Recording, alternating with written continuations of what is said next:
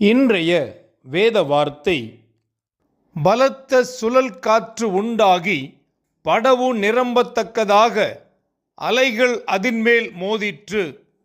கப்பலின் பின்னணியத்தில் இயேசு தலையணை வைத்து நித்திரையாய் இருந்தார். அவர்கள் அவரை எழுப்பி, போதகரே, நாங்கள் மடிந்து போகிறது உமக்கு கவலை இல்லையா என்றார்கள். இயேசு அவர்களை நோக்கி, ஏன் இப்படி பயப்படுகிறீர்கள்? ஏன் உங்களுக்கு விசுவாசம் இல்லாமல் போயிற்று என்றார்.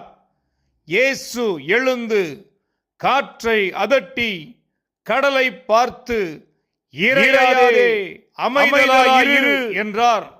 அப்பொழுது காற்று நின்று போய் மிகுந்த அமைதல் உண்டாயிற்று. மார்க்கு 4 அதிகாரம் 37 முதல் 40 வசனங்கள் வரை